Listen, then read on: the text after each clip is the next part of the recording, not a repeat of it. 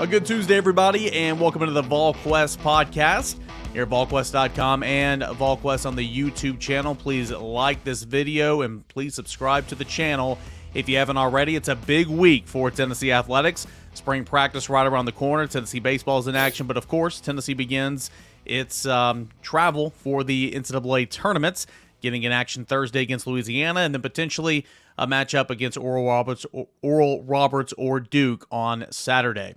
I'm Eric Kane with Grant Ramey and Rob Lewis, and a big thanks to our friends over at Exterior Home Solutions who make this entire podcast possible. For a free estimate, go ahead and give them a call today, 865-524-5888. That's siding, that's roofing, whatever home improvements you need. When you need it to be done, give Exterior Home Solutions a call today at 865-524-5888 for a free estimate.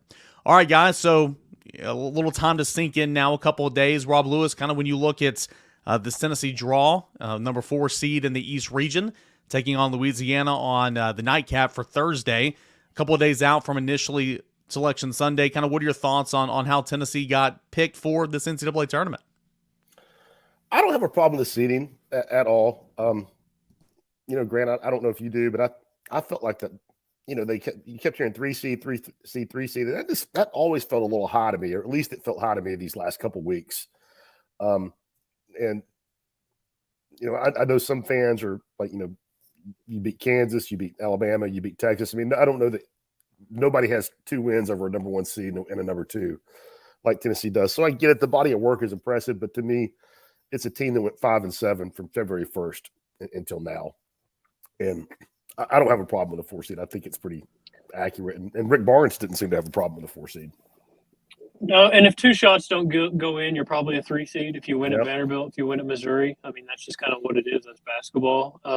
It felt like Lenardi was the only one that was hanging on to that 3 seed, basically up until the last day before and the morning of Selection Sunday. It's like he flipped them to a 4 in the middle of the night, Saturday night, and then they were back to a 3 for a little bit on Sunday. So it felt like, and everybody else it felt like had them as a 4. So they've been trending that way for a while. Then Zakai gets hurt, obviously, second to last game of the regular season. Like Rob said, you're 5-7. They earned a high seed based on what they did against Texas, against Alabama, against, those Kansas, those type of teams earlier in the year, but they also earned kind of dropping a couple spots. I mean, they're on the number 1 seed line for Lenardi probably 2 months ago. They're on the number 2 for a while. They're on the number 3 forever, it felt like. As much as they earned a high seed, they also earned dropping a little bit by the way they closed the regular season. Great. Tell us about Louisiana a little scouting report. I know, Rob, you'll have a preview piece coming out and everything, but they got some talent, the former 5 stars on that roster. What about the Raging Cajuns? Jordan Brown some more. I mean, he's 6'11", 225. He was a 5-star. Committed and signed Eric Musselman at Nevada. He was in Nevada until Muss left. So I guess that was after his freshman year. He transferred to Arizona. He was sat out for a year there. Then he was the 6th man of the year in the Pac-12.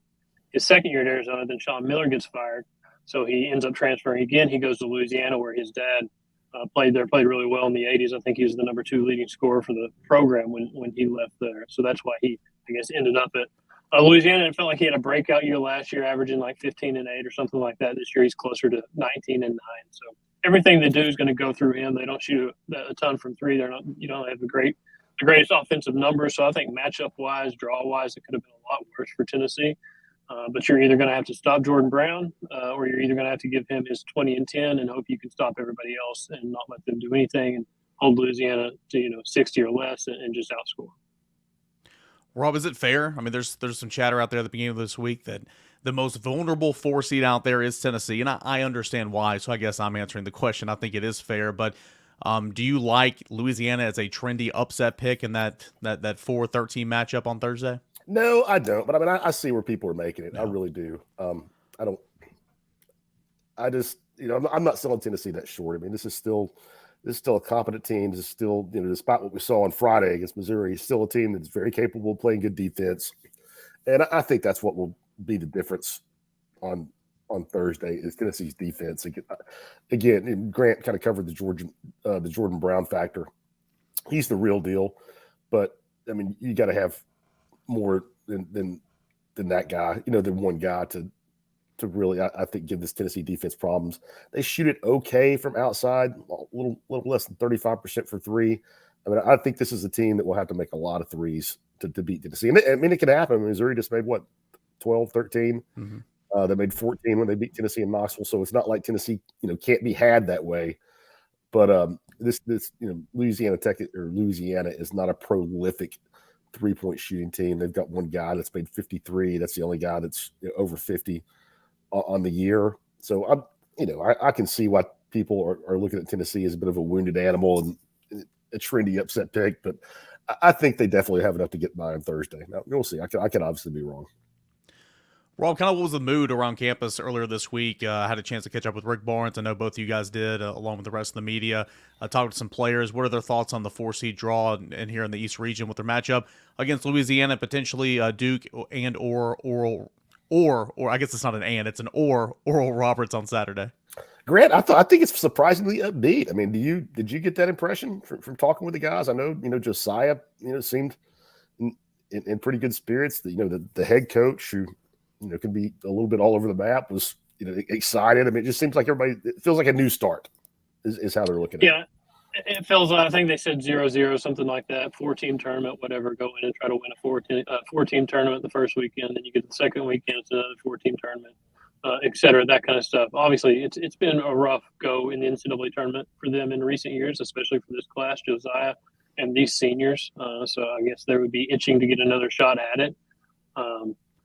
If they do get to Saturday, it's the Duke Oral Roberts matchup gives me pause. I don't know that I want either of those teams right now with the way Duke's playing and the way Oral Roberts has played the entire season, and they've been here and done that before. But given the Louisiana draw, given the 4-seed, given what could happen in the second round in Orlando, yeah, I would agree 100%. Upbeat, positive. Rick Barnes was talking about he wanted his guys to just have confidence. You don't really change much this time of year. He said that sends the wrong signal to your players. You just want them to kind of keep doing what they're doing. And if anything, they didn't play well as a whole. I thought, in the second half against Missouri, but I thought 2 days in Nashville, they shot the ball well. They scored the ball well, eliminate some turnovers, eliminate some defensive lapses, and you're a pretty good basketball team. Missouri, for whatever reason, seems to give them fits, and that's a matchup nightmare. But even coming off of that, I felt like offensively, shot making and stuff like that, it felt like they made a little bit of progress. I don't know. I might be crazy there. Rob, you wrote this in your 3-2-1 Monday morning. Pretty much giving Tennessee the benefit of the doubt, at least for the first weekend, because they have seniors, because this is a veteran-led team. Obviously, you're putting some stock into Tennessee, having guys who have been there, done that, correct? Yeah, I mean, I think it's important. Now, it didn't look that important Friday afternoon in Nashville, so yeah. I maybe need to reevaluate it. But I do. I mean, I think having guys like Santiago, like Josiah, Olivier, even Uros is not a starter. I mean, you just got a bunch of guys that have been in this thing before. And even, I think that'll pay benefits on Thursday. I think that would pay benefits on Saturday if they're playing Duke. I mean, Duke's a super talented team, but they've got a bunch of kids that, are freshmen that have never been in here before. And I know Duke is hot as all get out right now, but I kind of like Tennessee's chances in that matchup. I think Tennessee will make it so ugly and so tough for them to score. I don't know if their young kids are ready for the kind of, just street brawl that would be. Yeah, kind of on that, Grant, Rob pretty much just answered that question for me, but who should Tennessee want in the second round? Honestly, I don't know. Maybe I've just stared at Oral Roberts too much, and maybe I'm thinking too much of that COVID bubble tournament when Max Amos kid went off, and they were a 15 seed. And beat Ohio State, went to the Sweet 16, almost went to the Elite Eight. They gave Arkansas really a game down to the final possessions in that Sweet 16. So Duke's really good, or at least they're playing really well at the right time. But also the ACC is pretty average. It's a pretty down year for that league, considering what it is used to year in and year out. And the SEC just put in 8 teams, tied for the most, I believe, in the field. So the SEC is really tough. The ACC is really kind of average. And Duke won that tournament, and they played well down the stretch, but there's also a lot of nights where Duke looked really, really average as well and looked like they were struggling, in the first year without Coach K and John Shire taking over there. So I don't know. I kind of agree with Rob that maybe you want Duke and maybe you can muck it up a little bit, but I don't think if Oral Roberts wins that, there's usually a 5-12. There's usually a 12 that advances. I don't think either one of them is going to be a walk in the park, especially for a Tennessee team that's got some demons in the second round. I wouldn't go that far, man. I would say you always went Oral. Or check that. You always went the 12 seed instead of the 5 seed. It would be a better way to put that. when you look at the brackets, I see this is. I'm Eric, moving the conversation. Moving the conversation. When you look at the bracket overall, guys, it had a couple of days to kind of settle in and everything. Any big surprises? Maybe from the SEC. No, Vanderbilt didn't get it. I asked you guys both this on Sunday, and you kind of gave your 2 cents there. But SEC had 8 teams in. But any big surprises or eyebrow raisers for the bracket as a whole or the conference, Grant? Alabama kind of getting the number 1 overall seed. I think that was a little bit of based on what they did over the weekend as a whole. Not only what they did all season, but I think it felt like what they did the SEC tournament, the way they played, the way they rolled there. I think that flipped them to that number 1 overall seed. And obviously they have a path that reflects that. Vandy, too little, too late. I don't think they did enough early in the year. Too many bad losses. They had some good wins down the stretch. They were really impressive. Auburn potentially playing a 1 seed in Birmingham. That's kind of crazy to me. Clemson beat NC State. It felt like every time they played NC State by a bunch, and NC State gets that spot over them. So that one was a surprise. Rutgers, it felt like that one was a surprise. I mean, they won at Purdue. They had a lot of quad 1, quad 2 wins. So for them to get left out, I thought that was kind of a surprise as well. Rob, anything big for you when you look at the bracket? Nationally, I mean, I don't keep up with the Big Ten like I do the SEC, obviously, but I was surprised Rutgers didn't get in. Certainly, I can see it either way with NC State, but not, I feel like they snuck in. I don't think they'll be around long. And just in the SEC, I really thought Texas A&M was underseeded at 7, but I get it. They had an ugly non-conference portion, and obviously Vanderbilt got penalized by that. So I guess I can see how you penalize Texas A&M for that. But man, I know that Alabama handled it, but I feel like the Aggies are pretty capable of making some noise in the next couple of weeks. I want to give props to Zusify. He put this on the board, and guys, I'm not sure if you had a chance to see it yet earlier in the week and answer it, but thought this would be a good question to bring on the pod as we kind of close out the basketball section. You got to pick one former UT Hoops player to insert into this lineup for the tournament run. Grant, who would you go with? They had Kennedy Chandler last year, and tournament basketball, a lot of good it did, right? But my answer would be Grant Williams. Grant Williams, Chris Lofton. You need a shooter. You can never have enough shooters this time of year. Help you space the floor. I think Grant's a great choice. There's no bad logic there. You need an inside presence that can score at somebody that you can go to and get a bucket when you really need a bucket. Somebody just to have that inside presence. But the shots that Chris made during his career, not only the number, but the stage that he made some of those shots on. I mean, think about Winthrop, that shot deep in the corner to win that game. Just the presence that he would give you on the wing. If you could add Lofton to this roster, I think that'd be a pretty good deal. It's tempting to take Kennedy Chandler with Zakai out, but as much as they've struggled to get points in the post, I got Grant Williams. Give me the 2-time SEC Player of the Year that I can dump it down to and expect to get 20 points out of against really good competition. I've written about it. I know Grant's talked about it, but the inconsistency in the post that's a big concern going in. I mean, it puts a lot of pressure on your guards, which already have a lot of pressure on them without Zakai. If you're watching on YouTube, you can still see how red my face is from that comment from just a couple of minutes ago. That's when you know it's been a really good podcast. Hey, last thing for both of you guys, I want you to answer this. For Tennessee to move on and win some games in the NCAA tournament, this player can absolutely not afford to be a no-show. Obviously, you don't have Zakai, and he would have been my answer, before his injury. But is it Santi? Is it Josiah Jordan-James? I mean, which player cannot be an 0-4 in Tennessee, being able to win some games and move on? Rob, you got it? I think there's a couple of answers. I mean, Santi better not no-show, and Josiah better not no-show. And we saw that on Friday, and I'm not blaming the loss on Josiah. I mean, I do think it's tough for him to play back-to-back games right now, and he was great on Thursday, but 1 of 7 from the field, 3 points, 1 rebound.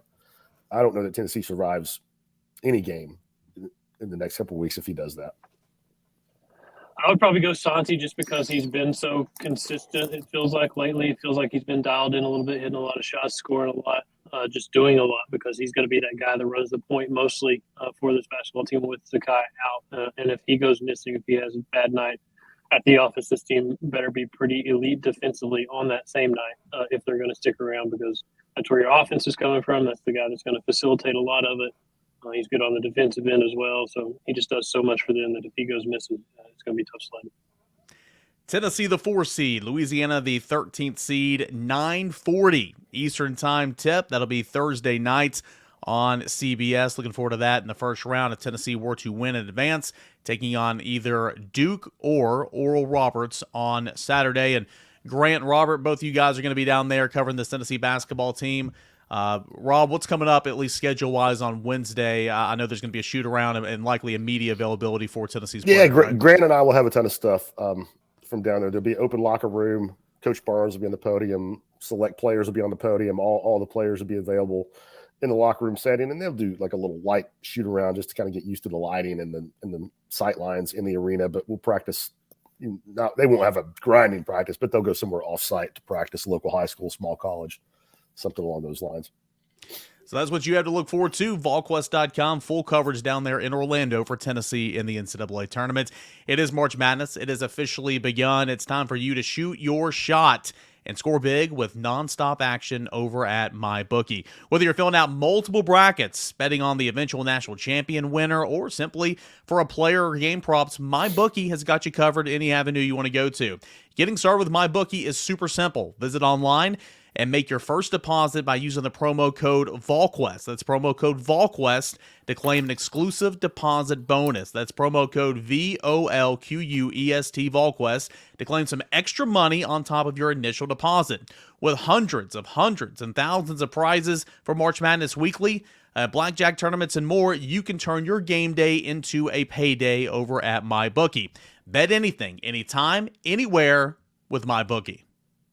So obviously a lot going on with Tennessee basketball this week, but hey, spring football, it starts next week. Matt, we already got our media schedule for some practice times we can go and view. And anytime you talk about spring practice, and this is something that you actually said it on the Rocky Top Rewind a couple of days ago, and I couldn't agree more. Anytime there's spring practice or fall camp or anything, people want to know about the new guys, whether that be incoming transfers, whether that be some recruits who came in and signed and all that who were early enrollees. So we're looking forward to that. I want to expand on what Brent and Austin did over on the front page yesterday and kind of give 2 more names. I want to add 2 more names. I want you to add 2 more names. And so that's kind of what I want to talk about for spring practice. But first, before we get into that, recruiting. It's going to be a big month. There's going to be a lot of guys coming in on campus right now from hosting to see a spring practice and all that. Who are some big names or some of that big chatter right now in the class of 2024 for Tennessee football? Yeah, there's a lot of guys coming through campus that I think are intriguing. Some quick repeat visitors. Kevin Haywood will be back down in the month of March here, probably around the 25th. Tennessee able to get him in for that last junior day and continuing to battle there as his stock climbs coming out of his junior season. Marquez Easley, a guy that has continued to see pretty much every school in the country come into the race for him. He'll be here to end the month, and he's a guy that just released his top 10 earlier in the week, featuring the Vols, featuring some of the nation's best, Alabama, Georgia, several big-time schools on there. So he'll be here as you're seeing that offensive tackle, board that we've talked about for the last little bit that's been expanding. You're seeing those guys get to campus. Sammy Brown scheduled to be here around the weekend of Easter. That's a big visit for Tennessee. Obviously, with the connections they have with Sammy Brown, they have, some staying power there, but he has to continue to, further build his relationship with his staff. He's been here a lot. It's going to be more of a refresher for him, and he's going to, have to kind of reset everything. He's been an elite recruit for a long time, but now he's fully on the cycle. Just finished up, a repeat state title run in basketball. So it's going to be, not in basketball, in wrestling. So it's going to be interesting to see where, Sammy Brown goes in the coming weeks and months, and Tennessee can be solidified as a real long-term player for him. And then we touched on him on the Rocky Top Rewind, and I don't think you can, understate the importance of Amari Jefferson's visit. No. He's just, one of those signature guys in state. And he's continuing to climb the boards of teams across the country: Alabama, Clemson, Georgia, Texas A&M getting involved, LSU trying to get involved. So there's a lot of schools that are showing a lot of attention to Amari Jefferson. It continues to have good conversation with Tennessee. And, that March 25th visit for him is going to be big as he works that in around his baseball schedule. I feel like this part of the recruiting calendar is really critical, right? Because, I mean, junior days are fine. It's great. But as we joke all the time, junior days are about like, hey, it's great to see you. Got to get you back here in March. Got to get you back here in March. Got to get you here for the orange and white game. And so it's like you get them here, say hello, get them on campus and all that. And more so than anything, it's kind of like keep away. If they're on your campus, they're not on Georgia's campus or Alabama's campus or whatever. But anyway, when you're coming back to campus, these prospects get to see, get to watch, get to sit in. They get to observe on what it would be like to play football here at Tennessee. I feel like this portion goes a long way because you get guys to come on and see and observe that, and then they come back in the summer or for an official visit. It might kind of, that light might kind of be ignited here during this time. Yeah, these months, are so important now. For a while, it seemed like maybe they were catalyst, before the early signing period, things like that. They, allowed you to jumpstart a recruitment and then make that push towards February and try to have a chance to get a guy on campus for an official visit in the fall or in December and whenever that might be.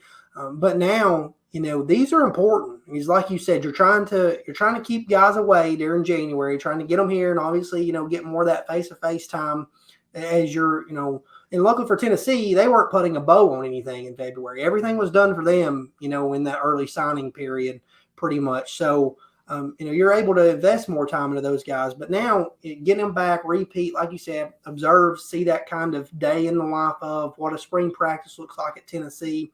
And then those official visits start rolling around, and they're so important because last year Tennessee's class was not done, but man, it was pretty close. Yeah. When they took that first snap to really start things up. So again, these are important months, and these are important visits coming up, in my opinion. All right, let's shift gears now towards spring practice. Moving to recruiting. There's going to be some guys who signed in the class of 2023 who we're going to see truly for the first time. Yeah, they were here and they were in pads and everything, but they didn't take true reps. They didn't take any part in team or anything, So this is big time, for not only Nico Iamaleava, but for Jalen Smith, all those guys that are early enrollees and transfers coming in. Brent and Austin had a piece over on the front page of the website. I think it was Monday afternoon. Yeah, it was yesterday. And they kind of gave their top three that they're looking at. And Brent's was Ricky Gibson, John Slaughter, Andre Carrick. 2 freshmen, 1 transfer. Austin's was Arian Carter, Caleb Herring, and Nathan Laycock. 3 members of that 23 signing class. Matt, if I were to ask you, let's go one by one. You give one, I give one. You give one, I give one. Let's give 4 more total. Who would your first one be that has not been mentioned already? Man, not been mentioned already. I mean, it's probably the easy way out. Let's not bury the lead here, all right? It's probably the easy way out. But, I mean, Nico you have to be excited to see him, right? You're talking number 1 player in the country, in the On3 rankings to end out the 2023 cycle. He's had time in the strength and conditioning program. What does he look like? How's he picked up this offense? Where is he at mentally? I think all those things are important. And any other year, you probably would still want to see Nico. But this year, Tennessee's carrying 2 scholarship quarterbacks going into spring. So it's going to be important, to see where he's at and what from practice 1 to practice 15 to the orange and white game, what's he look like and where are things at for him going into fall? I think it would be crazy to not talk about him even as easy as it is. I'm excited to see Nico. I got a chance to see him throw a lot and during his cycle, even for him being a California kid. AP had several chances to see him throw as well. So I'm excited to see what he looks like after a couple of months in the strength and conditioning program and having a chance to deep dive into the Tennessee offense with Joey Halsey and Josh Heupel. Yeah, I don't think you can go wrong with saying you want to see the number 1 player in the country perform in spring practice, especially if that number 1 player in the country is a quarterback. And so, maybe he won't be the starting quarterback for Tennessee at all in 2023. That's the goal if you're Joe Milton, Joey Halsey, and Josh Heupel, in my opinion, and probably for Nico as well, to be completely honest with you. Not saying he's not a competitor, but that might be the best thing for the team in 2023, but still want to see the way he looks. So that's obviously a good one. I'm going to go to a guy that's going to be practicing at the running back position. It's an early enrollee by the name of Cam Selden. Why? Well, first and foremost, he's so intriguing. Okay. I mean, he's 6'1", 215 pounds. Will he be more of a running back? Will he be more of a wide receiver in this offense? But in the spring, he's going to be practicing at that running back position. Jabari Small is going to miss, pretty much all the spring. Jalen Wright, it'll be intriguing to see how much work he takes, with those offseason surgeries and injuries and all that type of stuff. So it's going to be a big spring for Dylan Sampson, for guys like Deshaun Bishop, and for Cam Selden. They're going to get a whole lot of run. Cam Selden absolutely dominated his high school football in the state of Virginia. There's a lot of good players and prospects there. Level of competition is nowhere near where it is in some other states, but man, he dominated. And I'm intrigued to see kind of what he looks like in translating over and how quickly he can kind of adapt. And if it's too early this spring to maybe tool with the idea of putting him out there at wide receiver and see what he can do. I mean, that might be too early right now, and that's fair. But there's a lot of intrigue with Cam Selden to see what he can do in this Josh Heupel offense, and he'll get a whole lot of work here in the early going with the University of Tennessee. Yeah, I think Cam Selden's so interesting to me because, when you first started hearing, his name come up, everybody mentioned Deebo Samuel. That was like the common theme. Like, can this be a Deebo Samuel? And yeah, he can. Like, I think that's a guy that can really do everything. And he's going to get started in the running back room. He's got a chance to be a game breaker. You can do so many things. I mean, he's just a gadget type player that you just can't teach some of the things he does. And again, that's exciting to watch just in general, just as a football fan, enjoying the game. I mean, regardless of, what you do on Sunday afternoons, if you're watching NFL Red Zone like I am, you're waiting to see what kind of highlight play Deebo Samuel makes and where does he make it from? Is he flexed wide? Is he in the slot? Is he coming across formation on jet motion? Is he in the backfield? What's he doing? And I think Cam Selden has a chance to do all of those things. He certainly did them at the high school level, and he can help on special teams as well. The second player I'd probably take, is there's so many, and I'm interested to see where Dante Thornton is. He's a guy that I'm very interested to see where things are. How much, does he get? What kind of run does he get this spring? But I think, that was probably going to be my pick, but I'm probably going to go now with a Jordan Matthews. Has he already been picked, Eric? Well, spoilers, he was going to be my second one. Okay, well, if you're you take it, man. You take it. I'll figure it out. If you're going with Jordan Matthews, that's fine. I'll go to another cornerback. Again, I think we've talked about it so much that defensive back position is going to be interesting. I mean, what's Christian Collier look like? Yeah. And he's a guy that, you talk about those important months that we were talking about on the recruiting front. And these months right here for him were so huge. Tennessee got him here in spring practice, got him here for Rocky Top Palooza, got him here for an official visit. And man, that recruitment went back and forth with Kentucky. He's a guy this staff never wavered on in their pursuit, really from the time they got here. He's long. He's naturally athletic. He's got really good ball skills. He played receiver and defensive back at the, high school level. So he can do a lot of things. I'm interested to see where he's at, what he does, how good the weight room's been to him. He's a guy that's so natural in a lot of the things that he does. I think he can play multiple positions inside the secondary. Will he? I don't know. But at the end of the day, I think he can. So I think during the spring, having a chance, for Tennessee kind of tinker around, move him around, see what they can do with him, what he's about. I think it's going to be important for him. He's another guy that's, I think overlooked inside of this class. If you want to look at the rankings, Christian Collier just as valuable as anyone coming in my opinion, in a battle that Tennessee just didn't want to lose. Yeah. They didn't. They went up against Kentucky and pulled him out of the state there. Just a big time win overall, and Tennessee relied on connections to get him, and it's going to be important to him this spring to find his niche and see what he needs to do moving forward. Is he going to be a day one impact guy this fall? Probably not, but he's going to have a chance to play a role certainly on special teams and maybe in a two deep in certain situations. So we'll see where Christian Collier. That's a guy. There's a lot of guys that bring intrigue in this group that's coming in. Yeah, no doubt about it. Arguably the best player from the Bluegrass states. In the database that we were using at the time whenever he committed to Tennessee, I remember for the longest time, there was just this picture of him, and I believe it was when he was in 8th grade, and that's all the picture that we had. And when I finally saw him in person, I'm like, oh, wow. Okay, this kid obviously has grown up, right? And But a really good receiver, dynamic player with the ball in his hands. Cornerback, safety. Where are you going to put him in this defensive backfield? I like that a lot. Before I give my last one, I think it goes without saying, and I've done this on this podcast, I've done this on Locked On Balls, I've done this on the Monday Night Chat, I've written about it. I am tired of talking about how important John Campbell and McCowan Castles are this spring. So should have put that disclaimer out there. Those are my two 100%. But I'm tired of talking about them because you guys are tired of probably listening. Let's just see what they can do here in the spring. But to go along and kind of close this chapter, again, this is expanding on the conversation from Brent and Austin yesterday on the front page of Newcomers to Watch. Brent's was Ricky Gibson, John Slaughter, Andre Carrick. I about said Jerome Carvin. Not Jerome Carvin.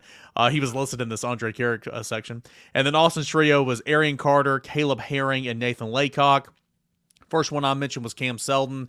The two that you mentioned who were the two you just mentioned right there? Christian Conyer and Nico. Yeah, Nico. That's right, Nico. I threw you off. I was trying to take yours. Nico. I was like, okay, we just did Conyer. Who was the first one? Nico. The last one I'm going to mention here is Jordan Matthews. And again, a lot of the same reasons you kind of already mentioned. I mean, getting him, and I know LSU was kind of late to that party, and I understand that, but being in-house for Tennessee, putting that butt whooping on LSU in the early season, I mean, he was just, he was on cloud nine, right? LSU legacy. Yeah, for real. And just so dynamic, really, really good ball player.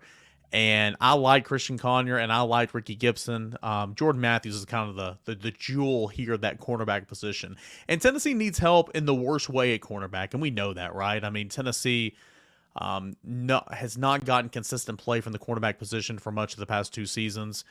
You think you've got a player in Danico Slaughter, but again, is he going to stay at corner? I mean, if I was coach, hell yeah, he'd be staying at corner because I think he's your best one. You're getting help from Gabe Judy Lolly and all that, but guys like Jordan Matthews, where Christian Conyer might be more a project, and Ricky Gibson, who you shouldn't sleep on, but might be a little bit more of a project, Jordan Matthews might be a guy that can go and give you snaps this fall. Now, does that mean 70 snaps a game? Probably not. Does that mean maybe 10 a game, potentially, and then kind of grow from there? We'll see. But I think Jordan Matthews' unique athleticism and is more polished and almost ready to go now. But as always, the spring practice and fall camp will be big for him and for all these guys, Matt. I mean, there's always someone that surprises you, during this time. It's like you just didn't see it coming. Yeah. It seems like there's always that one person. And with this group of guys, it could be anybody. We were leaving spring practice last year, and I remember a lot of the conversation was on Squirrel White. And I'm sitting there, and I'm just like, this dude's not going to play. He's not going to play a big-time role. And he didn't for the most part, but when he came in, he was really good. And then when he had to play a big-time role, he was really good. But I remember the chatter last year was all about Squirrel White, a little bit of Chaz Nimrod, and maybe Chaz Nimrod could have made some noise if not for an injury that kind of kept him out a little bit. Yeah, and I think you want to talk about newcomers and guys that you're excited to see. That trio of wide receivers from last year, it's an important spring for those guys. Squirrel White taking the next step. Chaz Nimrod, a chance to get back on track. Caleb Webb, a chance to continue growing. Those three guys, it's going to be important for them this spring to show what they can do. There's plenty of competition in that room. Frequently, last year, I talked about him a lot, and I just remember people, especially on Facebook, the Facebook crowd, man, they will tell you what they think. I remember writing about Ramel Keaton, and how important I felt like he was at the time to Tennessee, and it wasn't necessarily from a production, standpoint that I was trying to sell it on. It was hey, if Cedric Tillman goes down for 5 plays, if Brew McCoy goes down for 5 plays, who's stepping up? You've got a couple of talented freshmen there. You've got several slot guys. Jimmy Holiday played some on the outside, but he hadn't really, producing it. Ramel Keaton had played, even though the production wasn't necessarily there. He had his, highs and lows as a freshman, and then the COVID season where you kind of opted out. Wasn't no kinda about it. Well, yeah. So focus on academics. Am I right? That's it. Yeah. So I kept coming back to Ramel Keaton's played some valuable football. Yeah. And, if Tennessee needs a veteran, he can be that guy. And I didn't think that he would play the role he did. I also didn't think that Cedric Tillman, would be as limited as he was at times. But when you look back at last season, Ramel Keaton, outside of that Brew McCoy catch against Alabama that got you in the field goal range, second biggest catch of the season probably went to Ramel Keaton.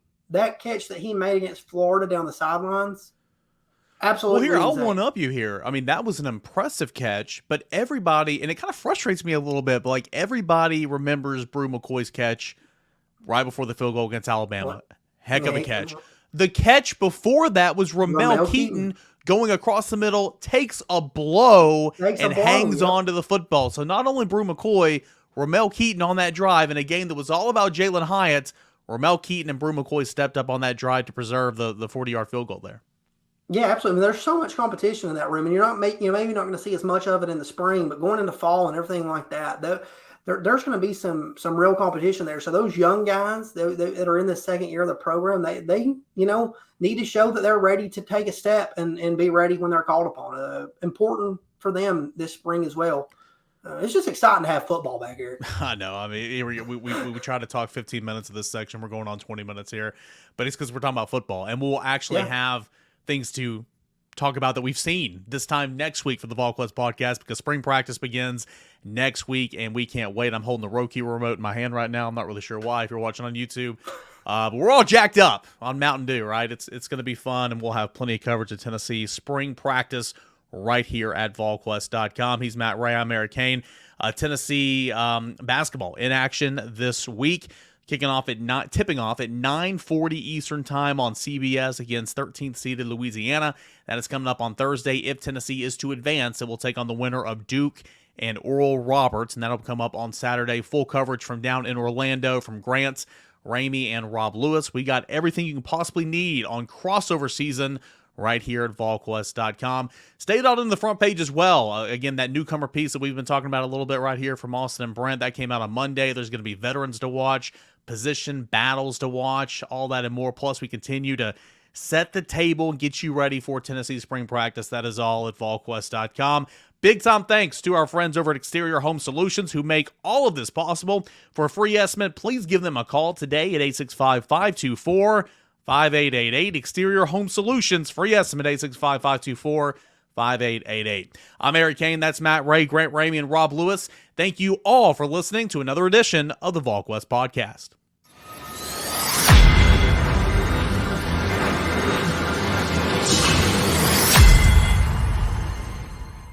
Hey, thanks so much for watching the video here at Volquest on YouTube, the leading source of University of Tennessee football, basketball, and recruiting. Be sure to check out our latest video right here and our latest live show right above it. All that at Volquest.com and Volquest on YouTube.